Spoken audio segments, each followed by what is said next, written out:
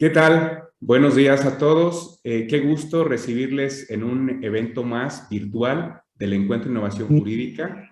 Estamos muy contentos por llegar a todos ustedes a través de las redes sociales, a través de nuestra página de Facebook, a través también de algunos grupos que tenemos de WhatsApp donde se comparte información en relación a temas legales, a temas financieros, etcétera. Y bueno, hoy nos da mucho gusto tener esta segunda cápsula, este segundo panel en relación a las modificaciones del Código Fiscal de la Federación, donde nos vamos a centrar básicamente en dos puntos. Primero, el de facultades de gestión y segundo, el de responsabilidad solidaria.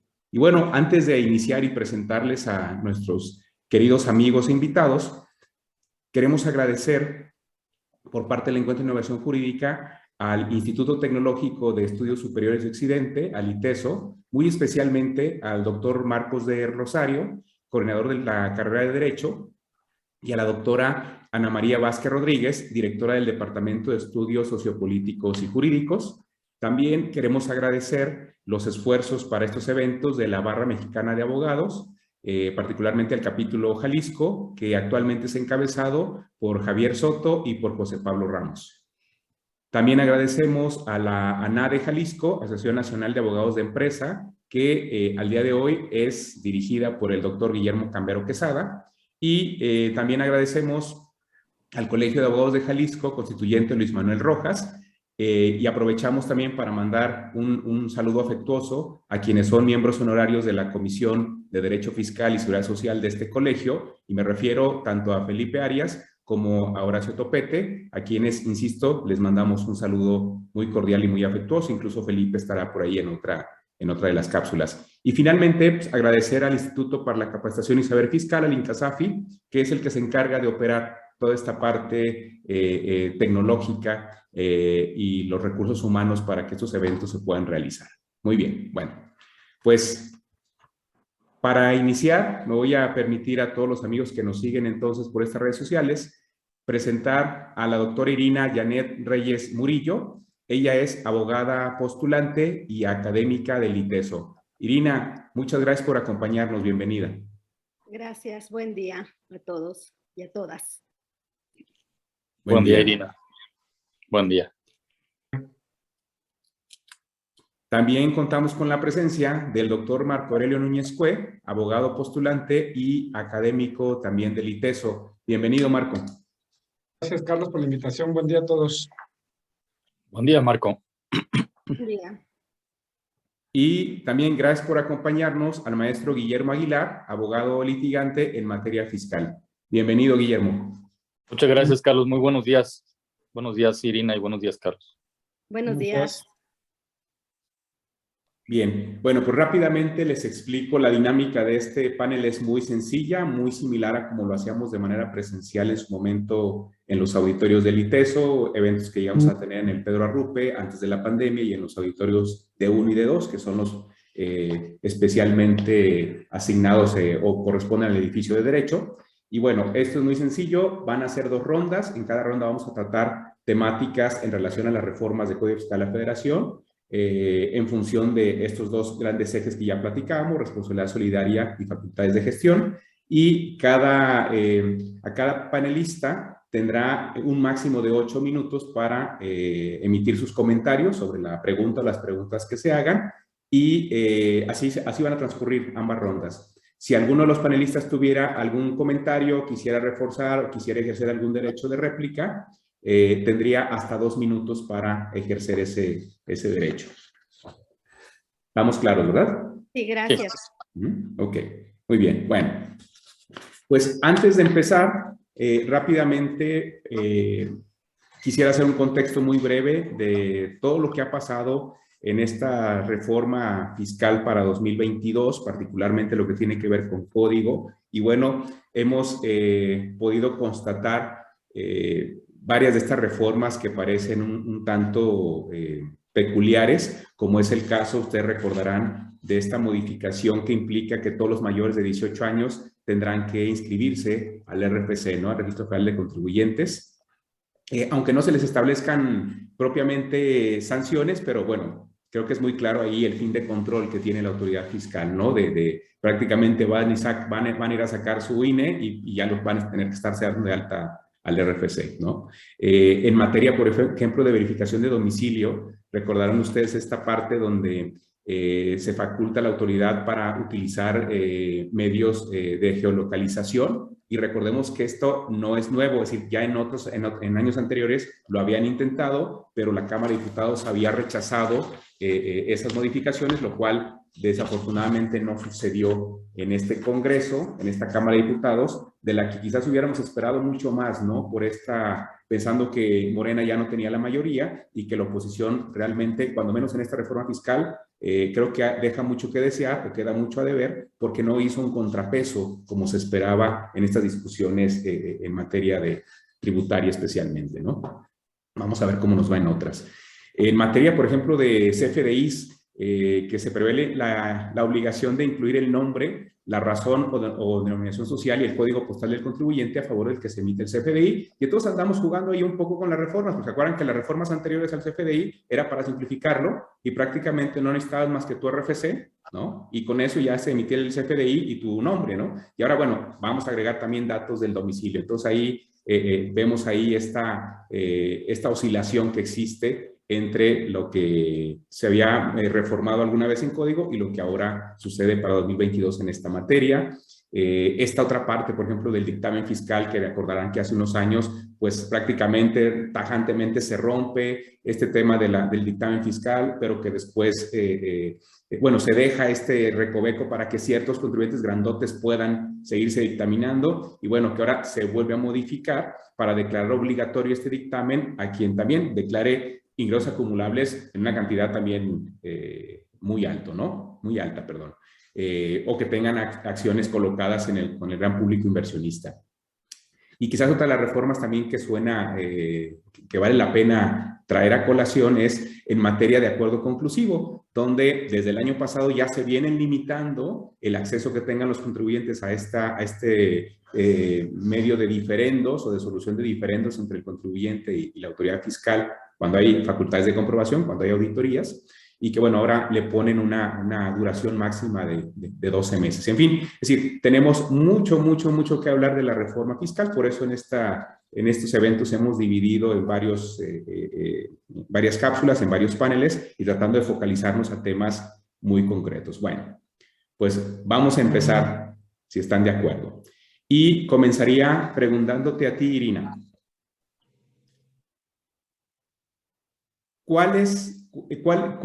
¿Qué diferencias ves tú, Irina, entre una facultad de gestión y una facultad de comprobación, que es uno de los temas que vamos a tratar ahora? Y de una vez te hago la otra pregunta para que nos hagas favor de darnos tu opinión en una sola línea. ¿Por qué, en tu opinión, han resultado tan eficientes para la autoridad estas facultades de gestión? Adelante. Bueno, antes que nada, quiero agradecer nuevamente la invitación a ITESO, a los colegios participantes y a los organizadores. Asimismo, quiero expresarles que es un gusto encontrarme, aunque sea a la distancia, virtualmente, con tres estupendos profesionales, el doctor Marco Aurelio, el doctor Carlos y el maestro Guillermo Aguilar. Sobre todo, mi gratitud es para aquellos y aquellas que nos acompañarán de manera virtual en esta charla. Ahora sí, entrando en materia y dando respuesta a la pregunta que se me formula, la diferencia entre una facultad de gestión y una de comprobación. Para ello debemos entender que la autoridad cuenta con diversas atribuciones para lograr el objetivo de recaudación, entre las que encontramos principalmente la de gestión, comprobación, determinación y cobro. Por su parte, las de gestión están vinculadas con tres formas del quehacer fiscal, es decir, la asistencia, control y vigilancia, mientras que las de comprobación son de inspección, verificación, determinación o liquidación, previstas estas últimas en el artículo 42 del Código Fiscal de la Federación, lo que incluso remarca la segunda sala de la Suprema Corte de Justicia de la Nación en la jurisprudencia de marzo de 2020 con el rubro facultades de comprobación y de gestión de las autoridades fiscales, aspectos que las distinguen. En la que hace la distinción entre ambas y que sirve para recordarnos que tienen sustento en el artículo 16 de la Constitución Política de los Estados Unidos Mexicanos, siendo los actos privativos los que están constreñidos a cumplir con los extremos del numeral 14 de nuestra ley fundamental. Ahora bien, retomando las facultades de gestión, debemos recordar que la actividad o la asistencia que debe proporcionar las autoridades a los contribuyentes se encuentra regulada, entre otras disposiciones, en el artículo 33, fracción primera del Código Fiscal de la Federación. Y esta es una obligación por parte de las mismas. No es una actitud graciosa. Asimismo, cuando hablamos del control, este se ve reflejada, entre otras disposiciones, en el artículo 41, 41A, 41B, que le posibilita a requerir la presentación de declaraciones. Por su parte, cuando hablamos de devoluciones, también tenemos por parte de las autoridades esa misma atribución, es decir, solicitar o requerir información adicional. Lo mismo ocurre en tratándose de la restricción, cancelación de sellos digitales o la presunción de operaciones inexistentes. En todos ellos, la autoridad puede requerir presenten declaraciones, avisos u otros documentos que el contribuyente está obligado a proporcionar y que no encuentre o no tenga ella en sus bases de datos. Por su parte, las facultades de comprobación previstas en el artículo 42 establecen la posibilidad de la autoridad de no solo fiscalizar, sino concluir con la determinación. En ellas encontramos la rectificación de declaraciones, visitas domiciliarias para la revisión de contabilidad en general o con fines específicos como las que se dan en materia aduanera, de comprobantes fiscales, de verificación en relación con el Registro Federal de Contribuyentes, etcétera. Revisiones en las oficinas de las autoridades, llamadas de gabinete o de dictámenes, que hoy tendremos también mayor relevancia a partir de esta nueva modificación para 2022 y las electrónicas. Todas ellas regidas en forma adicional por lo dispuesto en el numeral 14 del que ya platicamos. Ambas deben cumplir con los requisitos constitucionales y legales, por lo que la autoridad está sujeta a dichos procedimientos. Ahora bien, ¿por qué han resultado tan eficaces las facultades de gestión? Yo lo divido en 4 beneficios que a mi juicio se observan a simple vista. 1, sí han facilitado el trabajo recaudatorio de la autoridad. Se les permite solicitar declaraciones de datos sin que se inicie una facultad de comprobación. Les permiten ejercer un control y vigilancia, pues cuentan con un abanico hoy de posibilidades para constatar el cumplimiento de las disposiciones fiscales por parte de los gobernados. Inclusive, con ello no se le obliga a agotar los requisitos y las formalidades que en tratándose de las facultades de comprobación se necesitan. Entre otros, podemos acordarnos del derecho de audiencia y defensa, que en algunos casos no es muy válido para las facultades de gestión. Les ha permitido que en el momento de ejercer facultades de comprobación, desde la fiscalización hasta la determinación, tengan mejores resultados, pues se les allanó el camino, lo cual lo advertimos en el artículo 69B del Código Fiscal de la Federación. ¿Y por qué hablamos que esto les ha redituado a las autoridades? Bueno, recordando hace algunos años, cuando las autoridades ejercían sus facultades de comprobación, se enfrentaban con la dificultad de motivar adecuadamente como ejemplo, les doy el rechazo de deducciones para efecto de impuestos sobre la renta o el acreditamiento en el impuesto al valor agregado, aun cuando a su juicio eran consecuencia de operaciones simuladas o inexistentes. Inconsistencias en cita que le llevaban a perder litigios y por ende a la no recuperación de los ingresos correspondientes. Hoy, con la existencia de las atribuciones incorporadas en materia de gestión, observamos criterios discordantes en los distintos órganos jurisdiccionales. Por ejemplo, el Poder Judicial de la Federación y el Tribunal Federal de Justicia Administrativa. Pues mientras en el primero, algunos órganos judiciales han sostenido que durante el ejercicio de comprobación se pueden aportar pruebas para desvirtuar la presunción de operaciones inexistentes, criterio que igualmente ha sostenido PRODECON, la segunda sección de la Sala Superior del Tribunal Administrativo ha considerado inviable que se exhiban pruebas en la fiscalización si durante el procedimiento llevado a cabo conforme al numeral 69B no fueron aportadas en esos procedimientos, limitando con ello el hecho de que durante el ejercicio de comprobación solo se ejerce esa atribución para revertir la deducción o acreditamiento, por lo que hace nugatorio lo previsto en los artículos 46 y 48 del propio Código Fiscal de la Federación, que permiten exhibir pruebas para desvirtuar los hechos y omisiones detectados durante las visitas o revisiones por parte de las autoridades. Creo que a todos nos ha tocado, como abogados o incluso a algunos contribuyentes, conocer de este tipo de situaciones.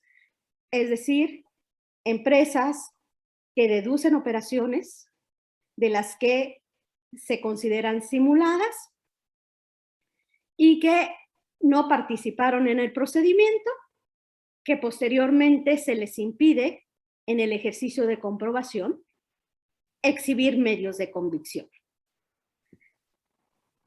Ahora bien, en ese orden de ideas,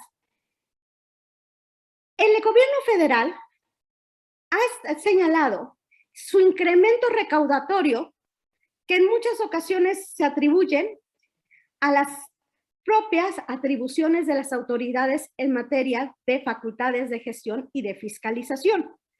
Pues señalan que en 2020 tuvo un aumento recaudatorio del 0.8% respecto al de 2019, indicando que el incremento real del 1% se dio en el impuesto sobre la renta y 2.3% en el impuesto al valor agregado, manifestando una recuperación a través de los programas de fiscalización.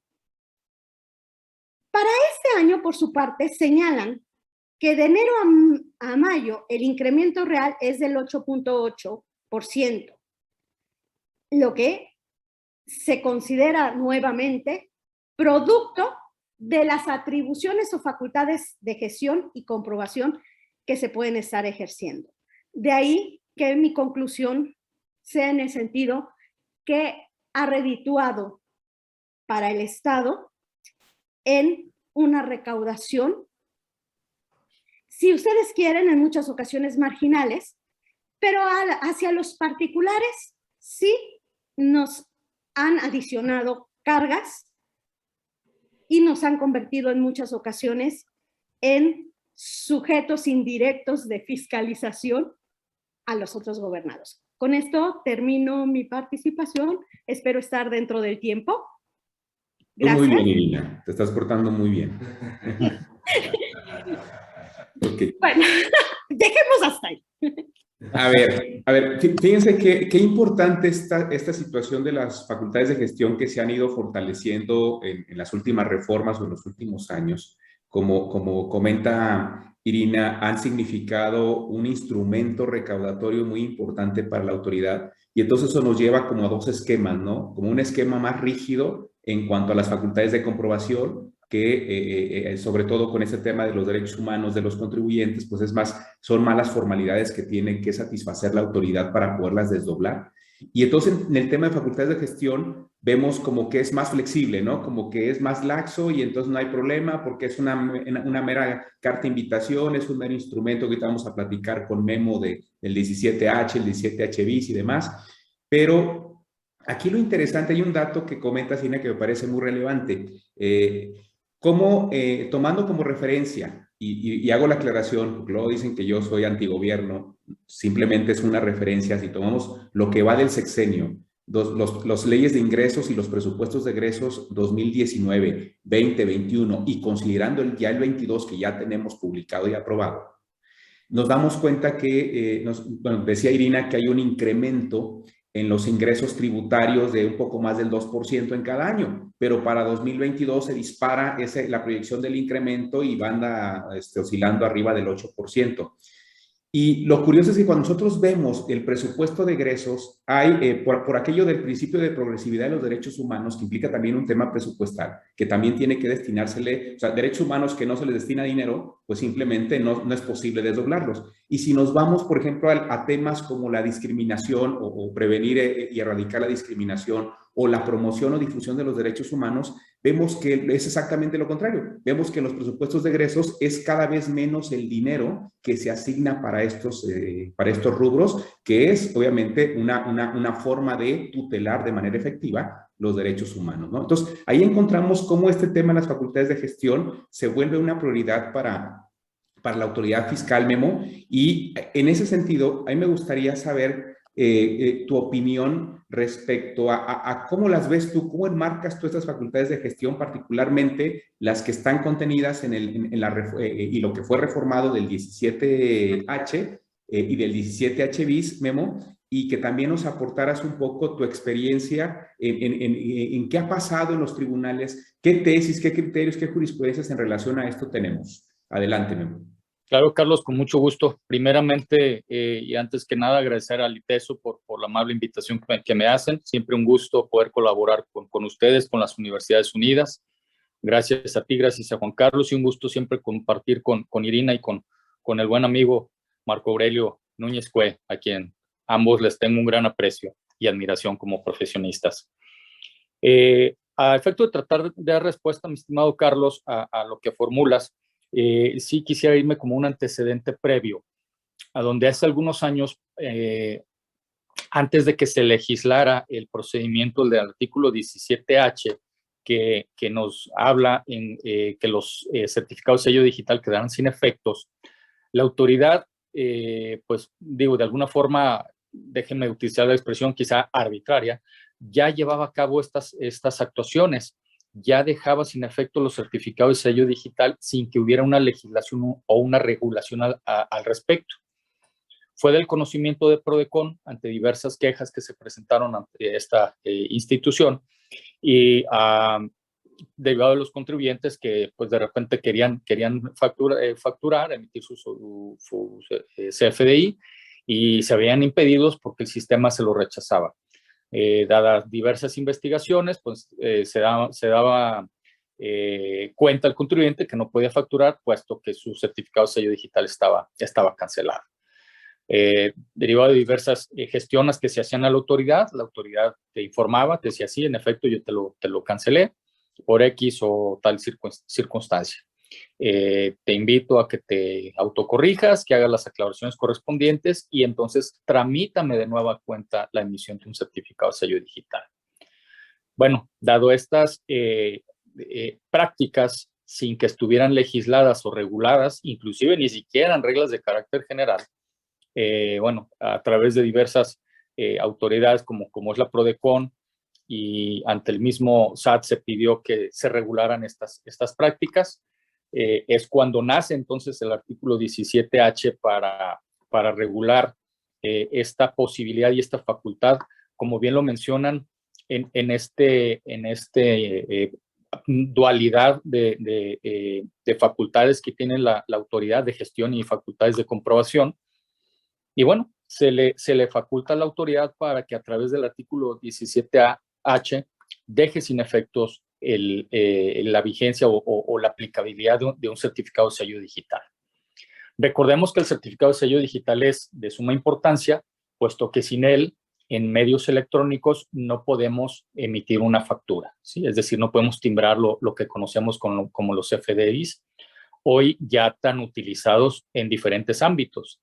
El que principalmente y primordialmente su función es poder timbrar una factura, ¿no? Como comúnmente o comercialmente se conoce, pero también de ahí que podamos timbrar la nómina, ¿sí? Los recibos de nómina, que son también fundamentales en la vía electrónica, así como también ahora el ya tan llamado ahorita y polémico el de transporte, ¿no? El CFDI de transporte o la carta aporte que se conoce también. Entonces, para poder timbrar estos documentos, pues es necesario contar con el certificado de sello digital. Si no se tiene, pues se verá imposibilitado el contribuyente de emitir su CFDI, ¿sí? Entonces, el 17H a grandes rasgos lo que establece o lo que regula es que queden sin efecto los certificados de sello digital. Y este 17H contempla aspectos muy obvios, muy naturales, por el cual puede quedar sin efectos un certificado de sello digital, más o menos aproximadamente lo que viene siendo hasta la fracción novena, ¿sí? Son supuestos en los que se contemplan en estas fracciones algo lógico y normal que pudiera quedar sin efectos un certificado, como lo pudiera ser que el propio contribuyente lo solicite, ¿sí? Que el contribuyente solicite y diga, oye, autoridad, te pido que deje sin efectos el certificado de sello digital por alguna situación particular. También se contempla en el listado que lo ordene una resolución judicial o administrativa, ¿sí? Que sea emitido a través de una resolución, que sea cancelado o quede sin efectos el certificado de sello digital. Obviamente que fallezca el contribuyente, pues en ese momento también quedará sin efectos, desde luego a ruego o petición de otra persona que haga llegar a la autoridad el acta de función y a través de esta petición el SAT dejará sin efectos el certificado de sello digital. Se disuelvan o liquidan las sociedades o se extingan. También en el caso de las escisiones o fusiones, en donde desaparece alguna de las empresas, la cual tenía o contaba con el certificado de sello digital. Otro de los elementos obvios y naturales por cuál quedaría sin efectos un CFDI es porque transcurre el plazo de su vigencia. Recordemos que tanto como la firma electrónica como el CFDI tienen una vigencia, una temporalidad aproximadamente de 4 años, ¿sí? Esas son otras las causales que se quedarán sin efectos. Como lo estamos viendo, son causales naturales y obvias por la cual puede quedar sin efectos. Sin embargo, en donde encontramos ya la parte que llama más la atención en este 17H, que quedará sin efectos un certificado sello digital, es más en la fracción décima, donde se establece que se agote el procedimiento previsto en el 17H bis de este código y no se hayan subsanado las irregularidades, ¿sí? Es decir, ahorita vamos a comentar las particularidades del 17H bis. Son 2 artículos que están en conjunto. El primero de ellos, el H, es el que establece el supuesto jurídico en el cual quedarán sin efectos. Y el 17H bis, que forma parte integrante de este 17H por técnica legislativa, el H bis lo que regula es algunas causales que puedan dejar temporalmente o restringir temporalmente el uso del certificado de sello digital, a reserva de que se puedan hacer las aclaraciones pertinentes. A diferencia que el 17H, estos supuestos son contundentes, queda sin efectos y ya no hay otra forma, ¿sí? La fracción décima, comentábamos que si no se cumplieron o no se subsanaron las irregularidades establecidas en el 17H bis, del cual vamos a platicar, es una causal por la cual quede sin efecto el certificado. También la fracción décimo primera, que detecten que el contribuyente emisor del comprobante no desvirtuó la presunción de inexistencia de operaciones a que refiere el artículo 69, cuarto párrafo, ¿sí? Es decir, esto ya lo saca de la posibilidad de acudir al procedimiento que establece el 17H bis y contundentemente dice, si tú a través de las posibilidades que tuviste de aclarar en el procedimiento del 69, cuarto párrafo, no lograste desvirtuar, en automático la autoridad considerará cancelado o dejar sin efectos tu certificado sello digital. Y por otra parte, cuando las autoridades detecten que se trata de contribuyentes que no desvirtuaron la presunción de transmitir indebidamente pérdidas, a lo que refiere el 69B bis, ¿no? El 69B bis, también recordemos que es un artículo relativamente nuevo, muy similar al 69B, pero que está enfocado a proteger y cuidar que no se haga un uso, una transmisión indebida de pérdidas fiscales, ¿sí? O indiscriminada como se venía haciendo. Entonces, esas son las causales por las cuales un certificado de sello digital quedará sin efectos. Ahora bien, en relación a lo que establece el artículo 17H bis, establece un procedimiento por el cual se podrán hacer las aclaraciones pertinentes cuando la autoridad lo restrinja de forma temporal. Aquí bien, hay un punto muy importante porque creo que aquí ya se regula el hecho de la seguridad y la certeza jurídica del contribuyente, porque se establece que la autoridad deberá notificar al contribuyente a través del buzón tributario que se restringirá temporalmente su certificado sello digital. Entonces, al recibir el contribuyente este aviso, él tendrá la posibilidad de acudir ante la autoridad a hacer las manifestaciones y aclaraciones pertinentes y correspondientes a pues desvirtuar, ¿no?, las razones por las cuales la autoridad consideró que era necesario suspender temporalmente el uso del certificado sello digital. ¿Cuáles son algunas de estas supuestas causales de que se cancele el certificado de sello del sello digital? Pues bueno, se prevé que cuando las autoridades detecten con los contribuyentes respecto al cumplimiento o de la obligación de cumplimiento de presentar su declaración anual, transcurrido un mes no la hayan presentado. Entonces, este es un tema importante. Hay que cuidar, recordemos que en caso de personas morales es en el mes de marzo cuando se debe presentar la declaración anual.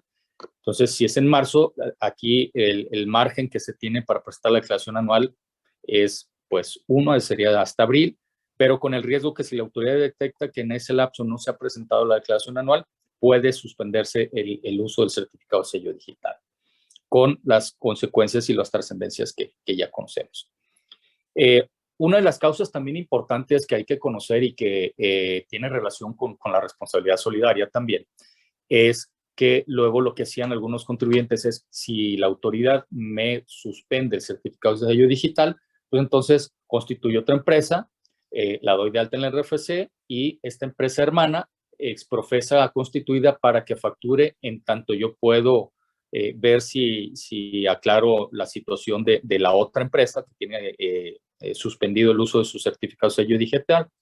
Sin embargo, esta práctica la detecta la autoridad y también es motivo de reforma para el 2022 y ya hay ciertas regulaciones para cuando esta otra empresa factura por cuenta o en nombre de la empresa que tiene suspendido sus certificados.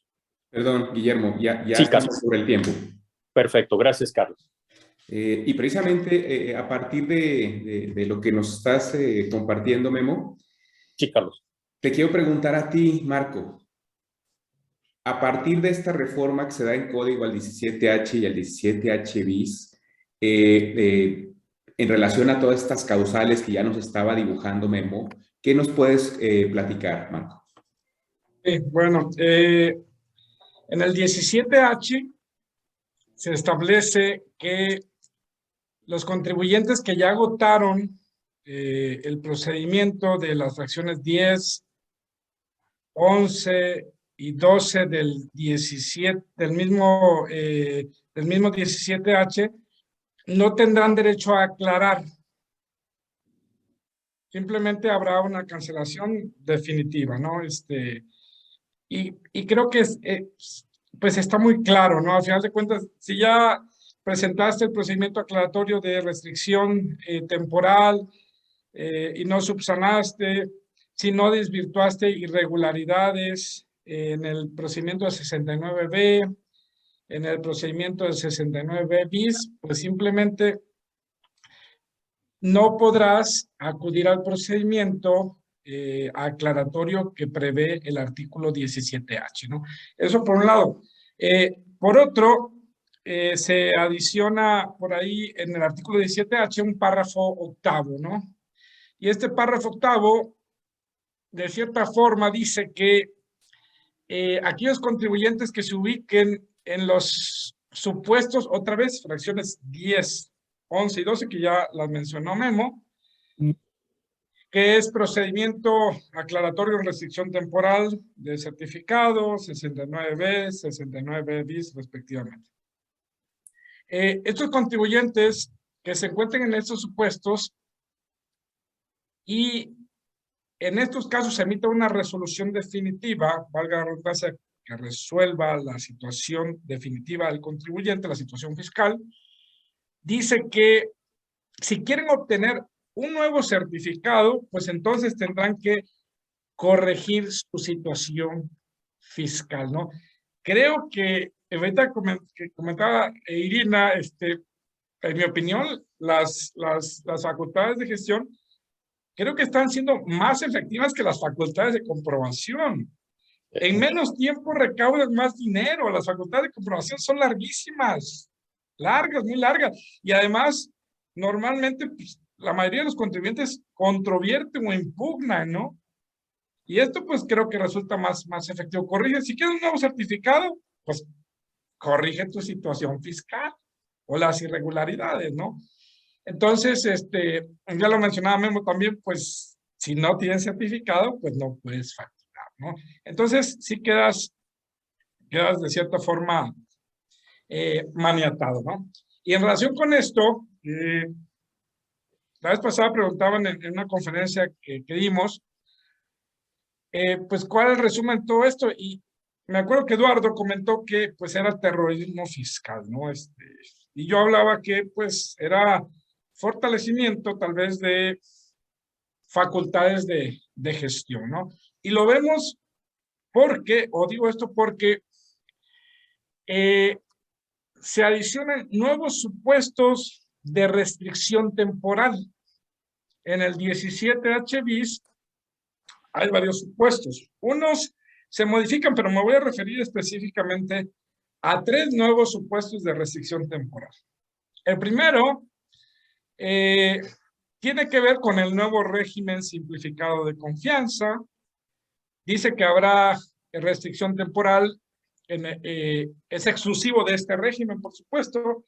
Aquellos contribuyentes que tributan en este régimen simplificado, se les va a restringir temporalmente el certificado si no presentan 3 o más pagos mensuales, 3 o más pagos mensuales consecutivos o no en un año de calendario, o si no presentan la declaración anual, se restringe el certificado. Otro supuesto, también nuevo de restricción temporal, dice que aquellos contribuyentes que realicen una o más conductas de las que prevé el artículo 85, fracción 1 del Código Fiscal de la Federación, este 85, fracción 1 se refiere a oponerse a una visita domiciliaria, no proporcionar la contabilidad, no proporcionar datos, informes en facultades de comprobación, grosso modo. La autoridad podrá restringir si el contribuyente se ubica en uno de estos supuestos siempre y cuando previamente haya impuesto multa por reincidencia, ¿sí? Entonces, quizá un contribuyente que se opuso a una visita domiciliaria o no proporcionó la documentación, ya lo multaron y se ubica otra vez en este supuesto, pues inmediatamente le van a restringir el certificado de sello digital. Este supuesto es nuevo, ¿no? Y el otro, bastante importante en mi opinión, tiene que ver con que si el Servicio de Administración Tributaria detecta que una persona moral tiene un socio o accionista con control efectivo, aquí no hay que perder de vista esta palabrita de control efectivo, ya lo mencionamos en una conferencia anterior. Control efectivo, que yo lo dije también, esto del control efectivo, pues ahorita tomó relevancia porque ya se habla en varios artículos de la reforma, pues se habla de control efectivo, pero la cuestión del control efectivo ya estaba desde hace 10 o 12 años en la fracción 10 del artículo 26 del Código Fiscal de la Federación, donde se decía que los socios o accionistas son responsables solidarios, pero aquellos que tengan el control efectivo de la persona moral. Bueno, ¿En qué consiste esta nueva causal de restricción? Dice, si se detecta que una persona moral tiene un socio o accionista con control efectivo y a este le han dejado sin efectos el certificado de sello digital por ubicarse en los supuestos de las fracciones 10, 11 y 12 del 17H, que ya no las menciono porque ya las mencionó Memo y ya las mencioné yo también. Dice, por ubicarse en esos supuestos, o si este socio o accionista se ubica en los supuestos del párrafo 12º, fracciones 1 a 5 del Código Fiscal de la Federación. Bueno, ¿cuáles son esas fracciones 1 a 5 que dicen? Bueno, si el socio accionista tiene créditos fiscales firmes, tiene créditos fiscales exigibles, no pagados ni garantizados, el socio accionista tiene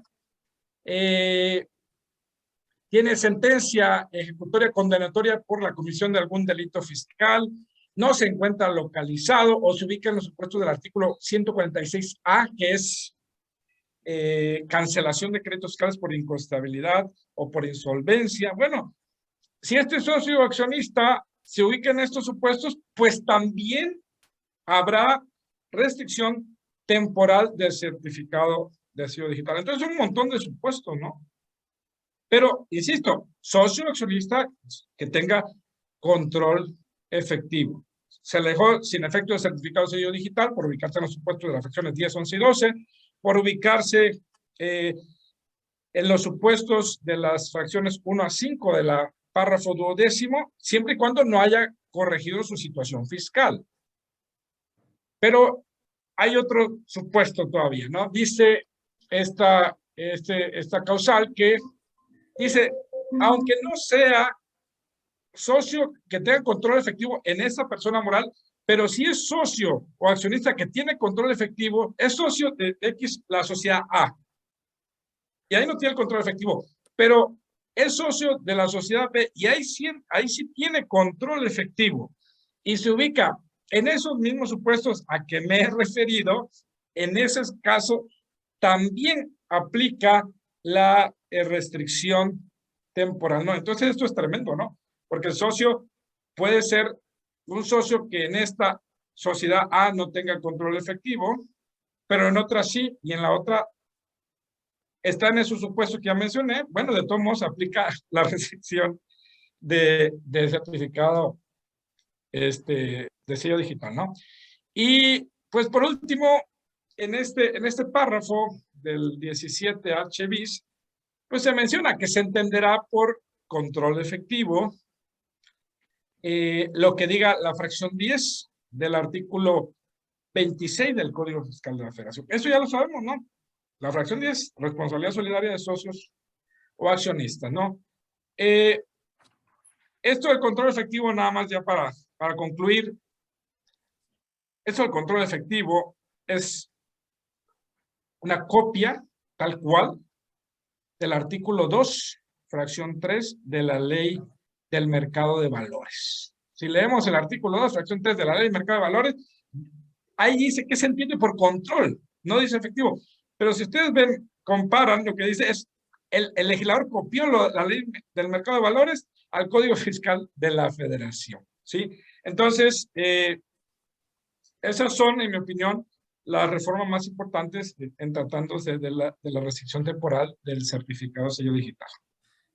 Muy bien, Marco, muchas gracias. De hecho, toda esta cuestión de el control efectivo y estas cuestiones relacionadas, lo vamos a ver en otra cápsula con otros amigos que nos van a acompañar. Vamos a desglosarlo y a verlo un poquito más a detalle.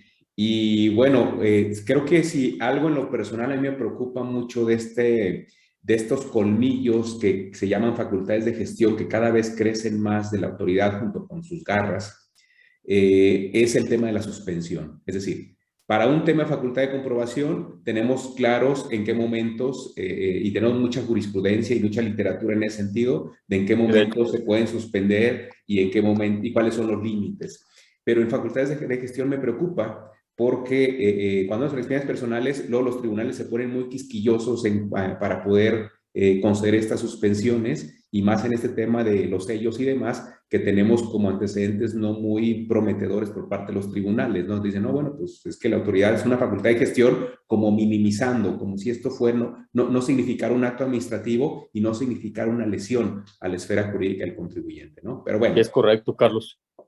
Sí, no sé, Carlos, si ahí me permites abundar precisamente en lo que comentas, que existen dos jurisprudencias, por citarlas brevemente y no abusar del tiempo.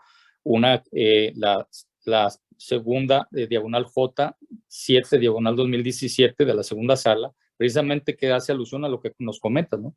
Que la suspensión provisional en el juicio de amparo respecto de la suspensión del certificado de sello digital no aplica, ¿no? No aplica la solicitud de suspensión. Y por otro lado, la jurisprudencia segunda J, 2 diagonal 2018, también de la segunda sala, establece que con fundamento del 17H del Código Fiscal de la Federación, que la autoridad deja sin efectos el certificado correspondiente, dice que no constituye un acto definitivo para efectos del juicio de nulidad. Sí, muchas gracias, Memo, por compartirlo. Y vamos a ver qué pasa con los nuevos juicios, con las nuevas causales, ¿no? Que platicamos ahora, a ver qué nueva reflexión podríamos esperar, sobre todo en la Corte. Vamos a ver cómo nos va, ¿no? Bien, bueno, vamos a pasar, si les parece, a la segunda ronda. Y voy a empezar contigo, Irina. Si fueras tan amable de compartirnos las reformas al artículo 69, ¿no? Ahora vamos a entrar te hablamos de facultades de gestión, ahora vamos a hablar de este tan controvertido tema del 69. En tu opinión, ¿o qué opinión te merecen estas reformas a este dispositivo legal, Irina? Adelante. Gracias, Carlos. Bueno, tenemos en este caso una adición de un 10º párrafo al tenor siguiente.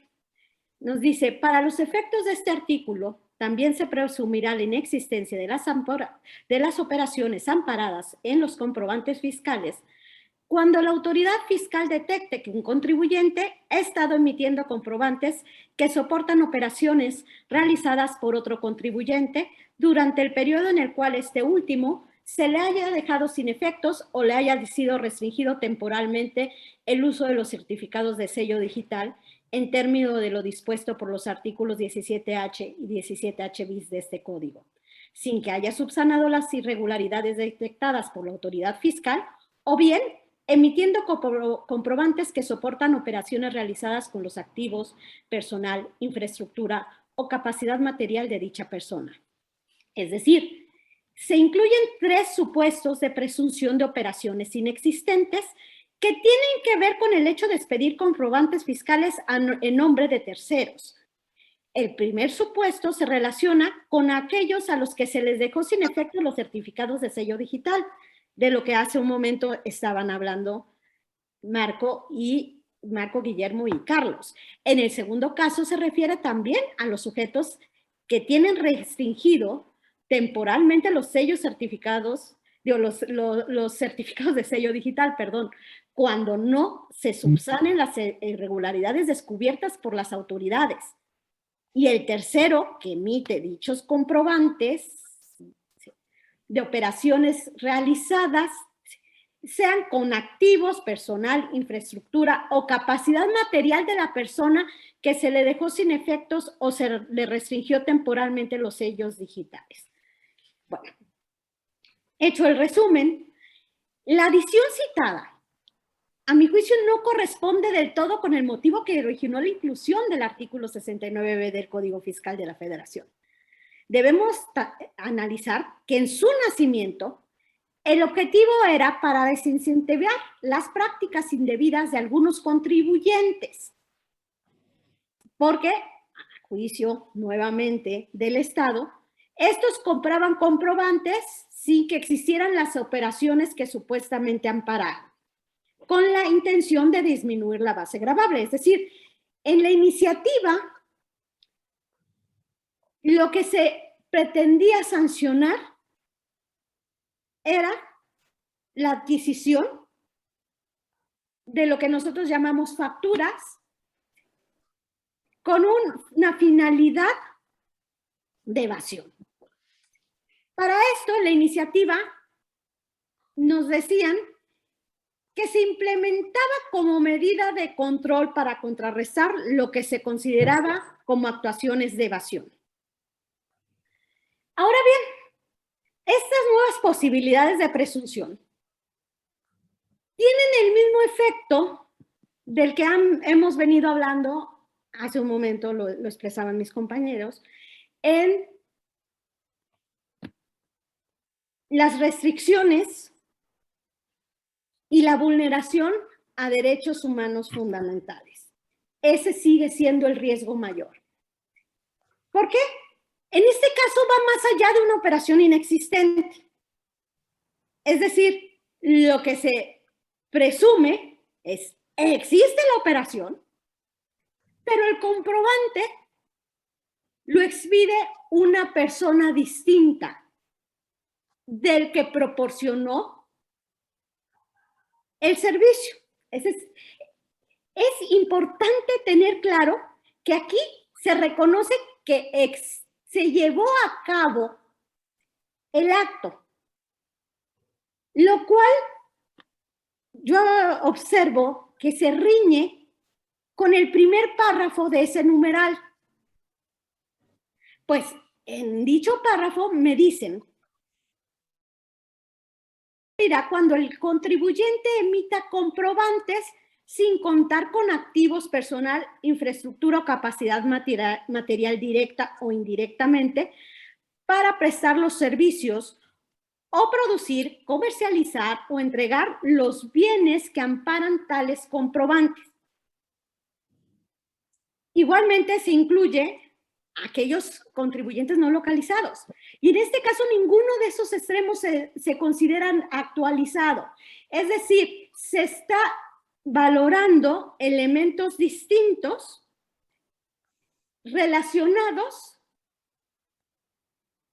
con el ánimo del sujeto, no con la materialización misma de la operación. Es decir, sí hay el acto, sí se proporcionó el servicio, simplemente dicen quien expide el comprobante es sujeto distinto. Sin embargo, me resulta mayormente preocupante que puedan suponer a través de este mecanismo que el sujeto factura actos realizados por él, pero utilizando activos, personal o infraestructura de una persona a la que se le restringió o dejó sin efectos los sellos digitales. Es decir, yo sí realicé el acto.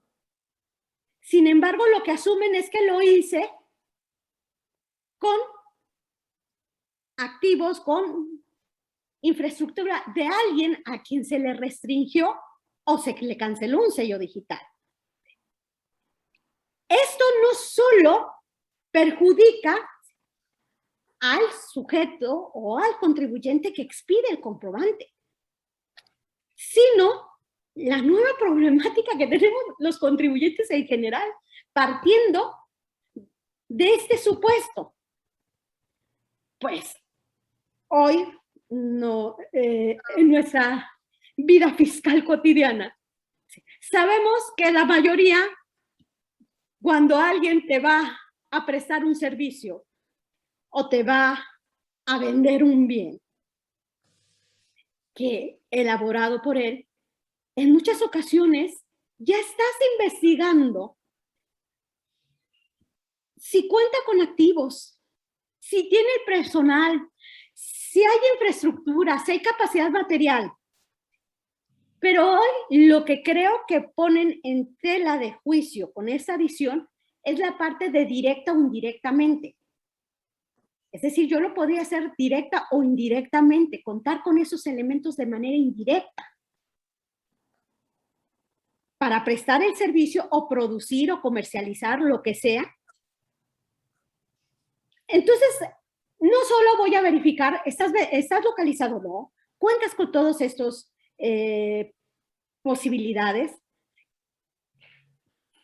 Pues en el caso, aun cuando yo ya tenga la certeza de que sí es un contribuyente, que cuenta con esos elementos, se adiciona un elemento que está fuera del alcance del sujeto que va a deducir el comprobante. Yo desde sus inicios nunca he estado de acuerdo con este 69 en facultad de gestión, porque me parece una facultad de gestión que transgrede derechos humanos fundamentales y sobre todo me voy hacia los empresas que deducen las operaciones, a las que sí se les da la oportunidad de comparecer en el procedimiento, pero no son notificados de manera personal.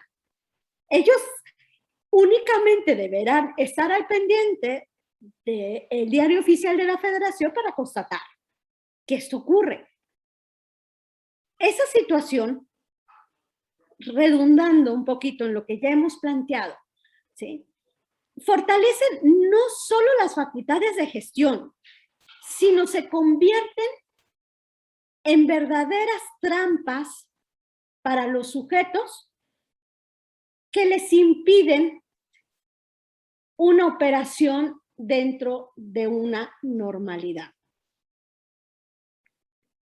Adicionalmente, yo lo que vislumbro es que efectivamente con todos los precedentes, criterios que tenemos constantemente y donde se hace esa distinción en, oye, la facultad de gestión no son actos privativos y por eso, bueno, la autoridad no tiene que cumplir ciertas formalidades porque se constituye en un acto de molestia. Y dices, sí, estoy de acuerdo. Sin embargo, como bien lo decía Carlos, al darles esos dientes de esa manera, impide que el particular cuente con ciertos derechos humanos fundamentales que, tratándose de facultades de comprobación, se le conceden. Entonces, ¿qué ocurre? Que hace un momento también Marco decía, se fortalece las facultades de gestión porque estas producen mayores beneficios inmediatos. Yo adicionaría, producen beneficios mediatos también. Porque la facultad de comprobación se soporta en muchos casos en esas facultades de gestión ya ejercidas. Y como veíamos hace un momento, esas facultades ejercidas limitan para muchos órganos jurisdiccionales los derechos de los particulares. Hasta aquí dejaría mi reflexión. Muchas gracias, Carlos. Y bueno, al concluir abundaría. Gracias. Gracias a ti, Irina. Fíjense que a mí una de las cosas que me preocupan de todas esta reforma, no 2022, sino de las reformas de los últimos 30 años, básicamente, o 28 años, una cosa así, que ha sido un tema paulatino, progresivo. Creo que es con esta idea de, sobre todo en estas modificaciones que tuvo el 69 y la intención misma de este artículo y ligado con el 5A y todo este contexto, me preocupa que lo que se busca es evitar la simulación, ¿no? Sin embargo, o sea, con este tema de la venta de facturas, ¿no? O sea, que no vamos a acabar con la venta de facturas. Pero lo chistoso aquí es que en alguna vez, creo que el año pasado, en alguna conferencia que coincidimos, Marco, tú dabas el dato de que el principal consumidor de facturas es el propio gobierno, ¿no? Y entonces, como si el fin de la recaudación tributaria es el gasto público, es decir, me gustaría ver esta paridad, así como se hace tan rígida la legislación fiscal, pues también que sea la legislación en materia de la fiscalización de los recursos públicos, ¿no? Es decir, imagínate que todo este tema de la materialidad lo aplicamos, lo aplica la Auditoría Superior para efectos de determinar que ciertos gastos que hizo el gobierno no solamente se sujetó a los procedimientos de adquisiciones y licitaciones, sino que además les aplicara la materialidad, ¿no? O sea, tanto de entrada como de salida. Pero bueno, esas no son más que simplemente fantasías, ¿no? de su servidor. Bueno, Memo, vamos ahora contigo. Yéndonos un poquito a esta parte que ya se anunciaba de la responsabilidad solidaria, de las reformas a código. En esta reforma viene este concepto de la adquisición de negociación, ¿no? En este rubro.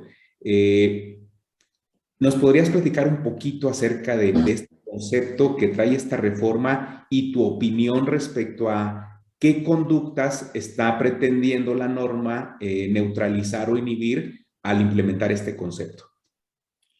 Claro, Carlos, con mucho gusto.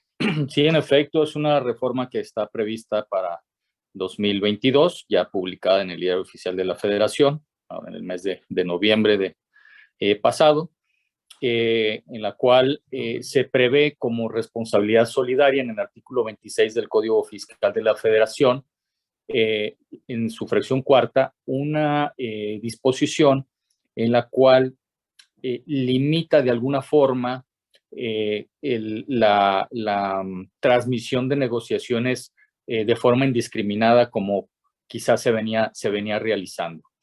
La autoridad detecta algunas prácticas que considera indebidas y a través de esta disposición empieza a hacer las regulaciones pertinentes. ¿Qué quiere decir? La responsabilidad solidaria, pues de alguna forma como antecedente muy breve, ya sabemos que el contribuyente directo que tenga alguna omisión en el pago de alguna contribución o de obligaciones por presentar o por cumplir con la autoridad fiscal, en su caso, el mismo artículo 26 contempla una serie de posibles sujetos de responsabilidad solidaria precisamente con el contribuyente directo. Es decir, que si el contribuyente directo tiene alguna omisión de un crédito fiscal, este artículo 26 contempla escenarios de quienes en su caso también harían frente a la obligación de cumplir con ese pago del crédito fiscal ante la autoridad correspondiente. Bueno, es decir, dice la autoridad, a mí me debe el contribuyente, pero si él por alguna circunstancia no me puede pagar o no lo puedo localizar, etcétera, tendré algunas otras personas a las cuales podré requerirles del pago correspondiente. Bueno, en el artículo 26, fracción cuarta, de la cual platicamos el día de hoy, se regula que los adquirentes de negociaciones respecto a las contribuciones que se hubieran causado en relación a las actividades realizadas por la negociación. Es decir, que si yo, persona física o alguna otra persona moral, adquirimos una negociación de un tercero, ¿sí? Y esa negociación en sí misma trae obligaciones y en esas obligaciones están pendientes de pago impuestos o créditos fiscales, nosotros al adquirir esa negociación seremos solidariamente responsables y tendremos que hacer frente a esa carga tributaria, no obstante no haberla generado nosotros, ¿sí? En este sentido, dice cuando pertenezca a otra persona sin que la responsabilidad exceda del valor de la misma. O sea, el valor de la misma, desde luego, de la negociación y del crédito que se tenga que hacer frente.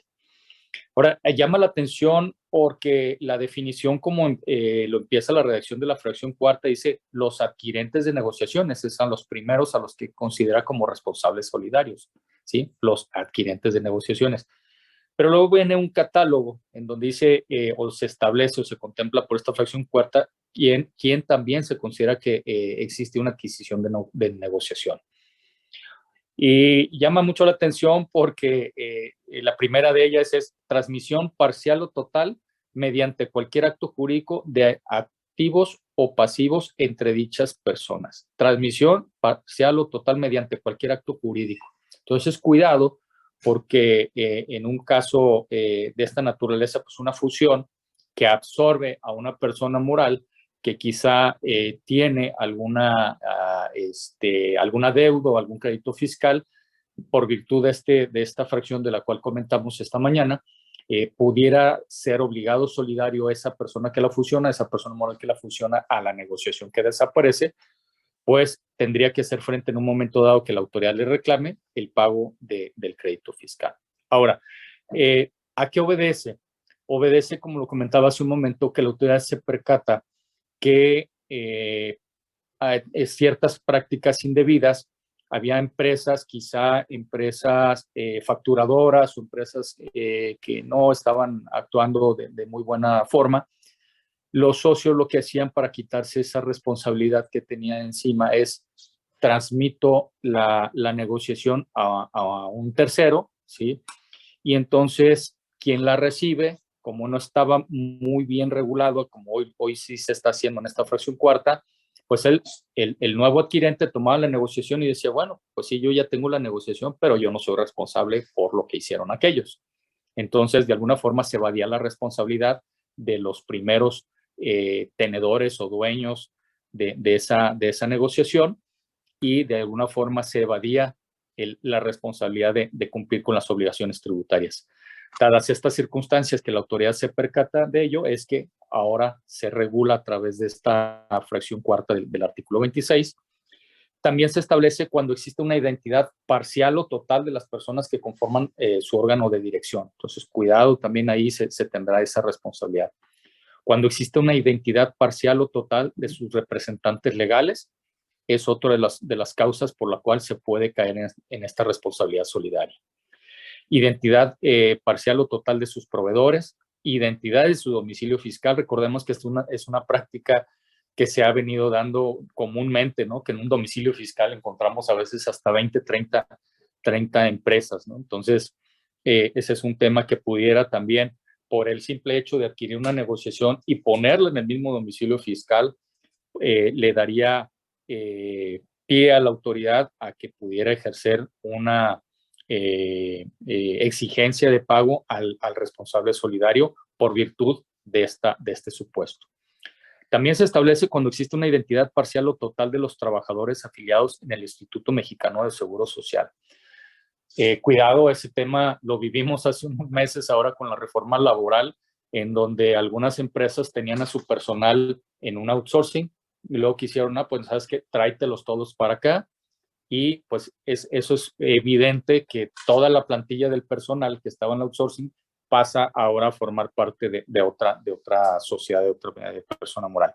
Si es que entonces la outsourcing, por algunas prácticas, recordemos que también la autoridad no le gustaba mucho el esquema de las outsourcing porque había ciertas situaciones de evasiones, de enteros, de retenciones, de IVA, cosas así. Entonces, si ese fue el caso y la outsourcing pasa el personal a la empresa operativa y la outsourcing traía algún problema ahí de no haber enterado retenciones, algunas obligaciones, quien adquirió a los trabajadores se convierte en un responsable solidario de aquella outsourcing, por poner un ejemplo. Y finalmente, 2 puntos más de los cuales se establece esta hipótesis de responsabilidad es la identidad en las marcas, patentes, derechos de autor o avisos comerciales, ¿sí? Bajo las cuales se fabrican o se prestan servicios. Y, por último, la identidad en los derechos de propiedad industrial que les permiten llevar a cabo su actividad.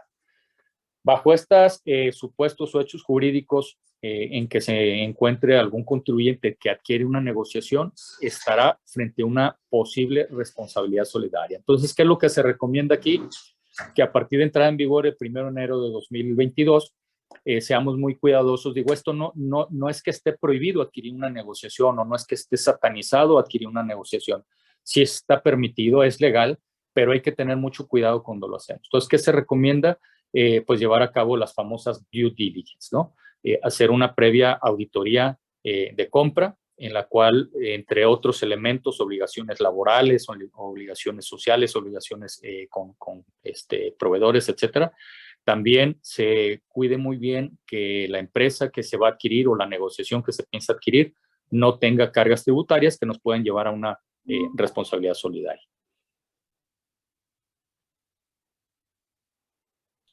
Muchas gracias, Memo. Al contrario, gracias. Seguimos, ¿no? Apuntando, como en los últimos años, las reformas son reformas de calcio, ¿no? Porque solamente fortalecen los colmillos, ¿no? Efectivamente. Las garras de la autoridad.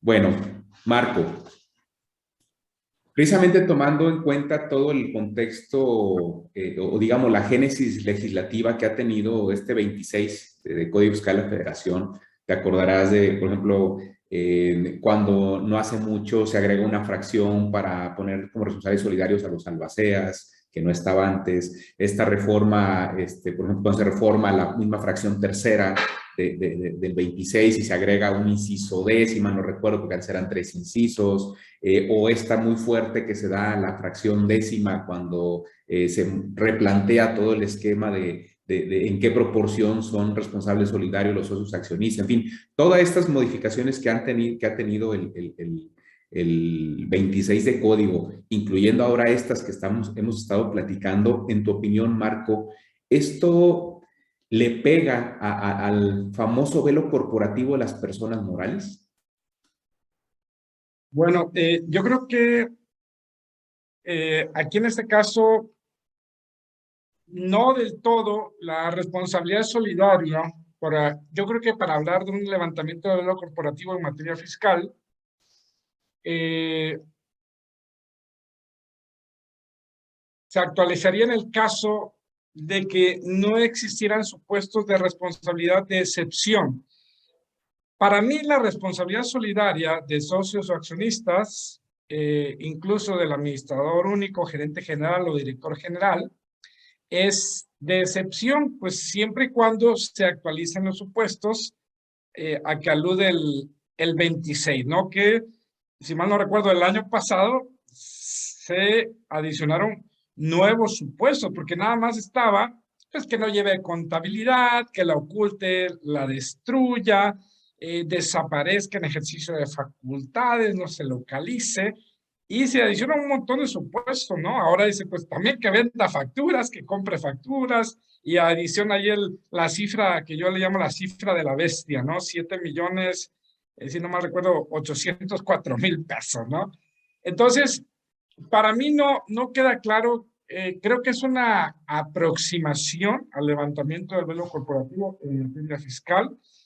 Creo que es excepcional, únicamente cuando se actualizan estos supuestos.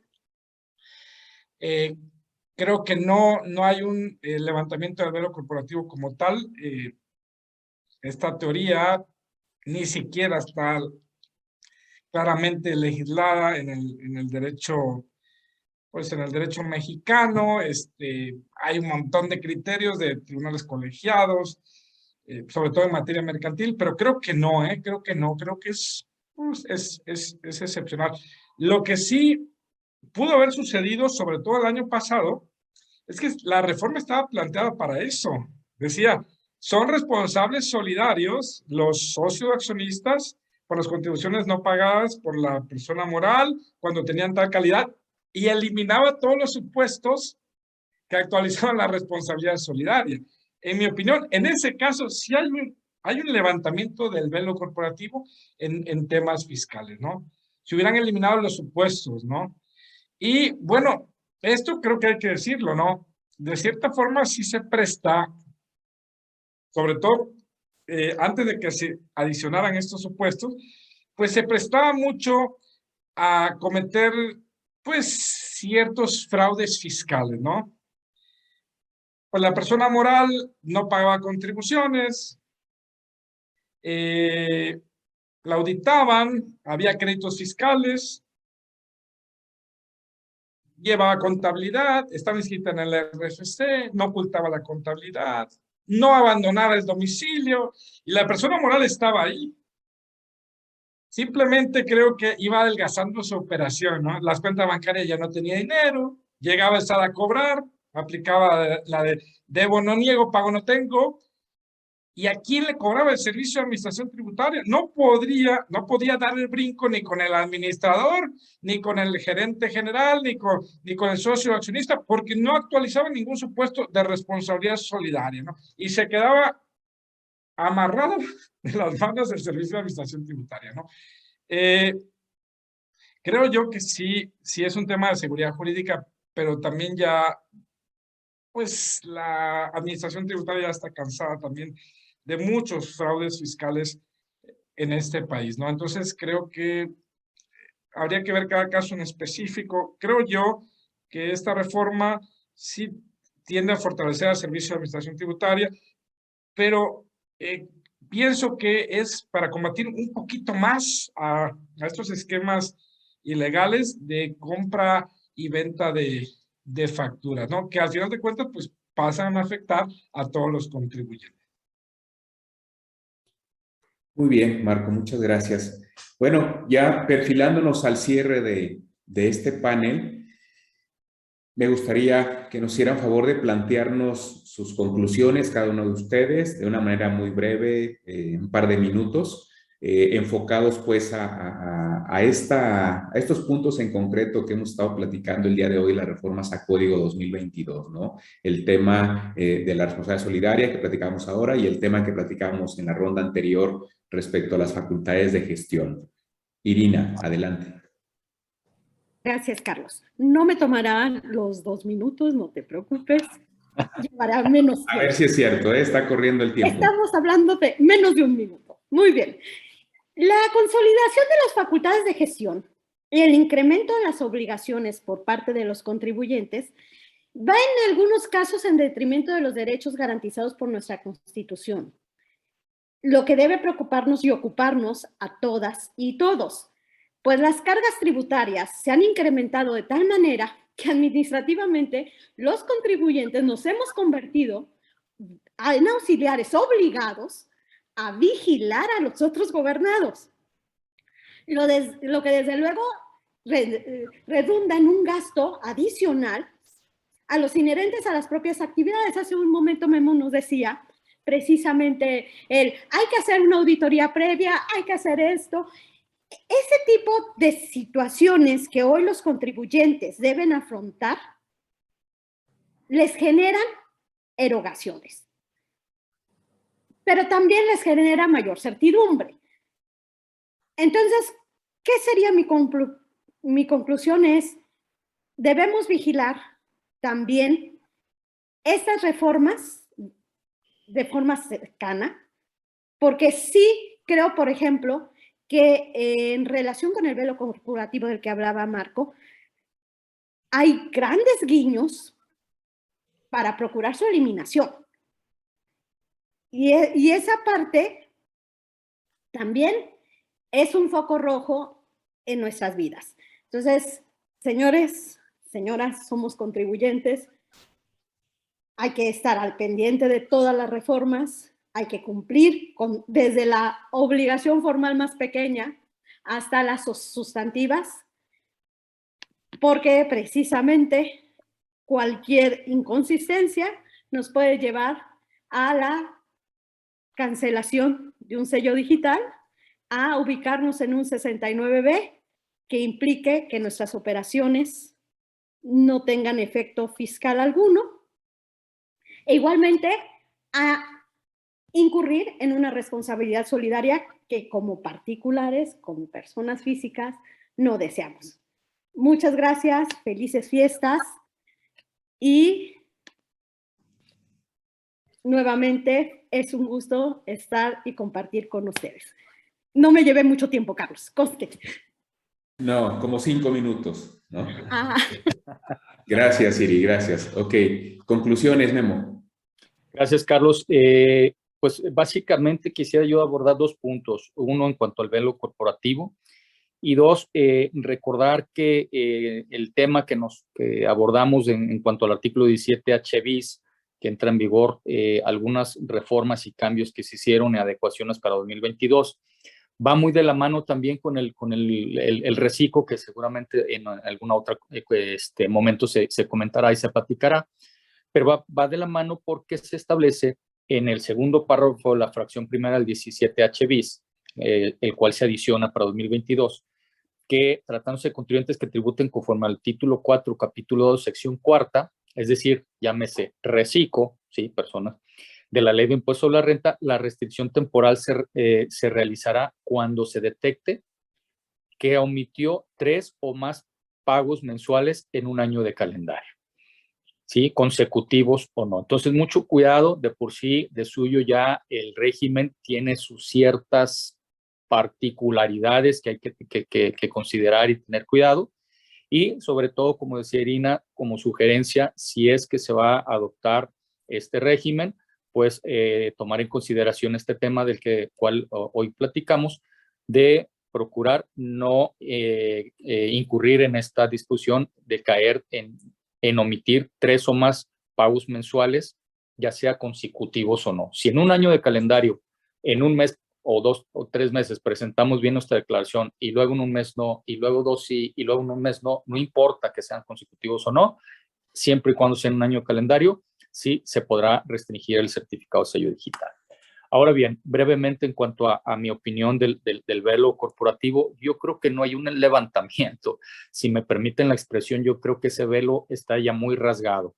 Yo le denominaría de esta forma, ya está muy rasgado, sobre todo en materia fiscal, ya se empieza a romper ese velo, ya se empieza a rasgar. Sobre todo, pongo un ejemplo en el caso de la inscripción al Registro Federal de Contribuyentes, referíamos de un socio o accionista que no esté al corriente con algunas de sus disposiciones fiscales o tenga control o control efectivo y que la autoridad detecte esta situación, pues podrán cancelarle o no otorgarle tanto la firma electrónica como la posible inscripción.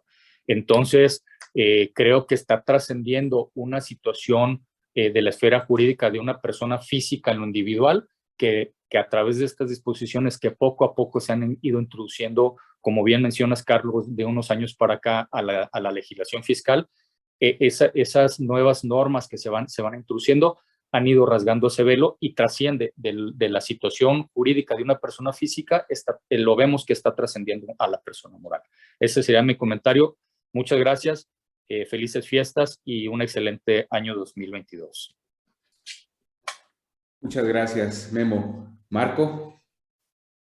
Bueno, yo voy a ser muy breve. Yo creo que se fortalecen las facultades de gestión. Creo que se van a inhibir muchas prácticas fiscales indebidas y veo también el incremento de la recaudación con estos mecanismos, ¿no? Eso sería todo.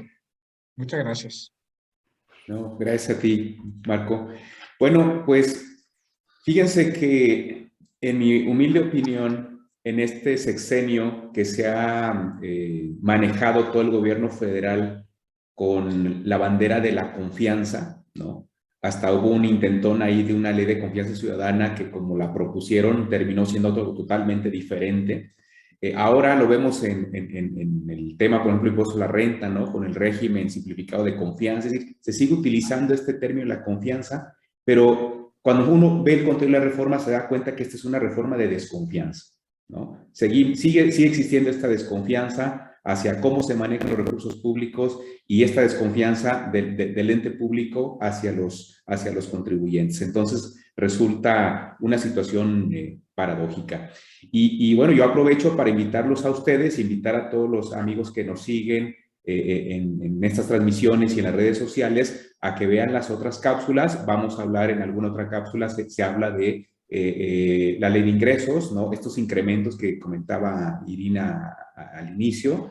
Se va a hablar de la ley de impuesto a la renta, por supuesto de este régimen simplificado de confianza, de las reformas en materia de IVA y de otros temas en materia de código fiscal que también van a ser tocados en otras cápsulas que en este integrado para la reforma 2022, pues estamos hablando de un total de 4 cápsulas que con mucho cariño preparamos para todos ustedes. Ojalá que nos hagan el favor de seguirnos y que todos estos contenidos sean útiles. Y bien, pues finalmente agradezco de nuevo Irina, Memo, Marco, muchas gracias por su tiempo, por habernos acompañado. Gracias de nuevo al ITESO por ser nuestra casa. Gracias otra vez a la Barra Mexicana de Abogados, a ANADE Jalisco, a Luis Manuel Rojas y a Incasafi por seguirnos y apoyarnos en todos estos esfuerzos, ¿no? Que en mi rancho les decimos mitotes.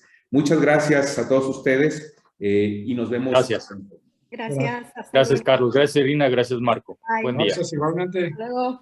Irina, Carlos, gracias. Gracias.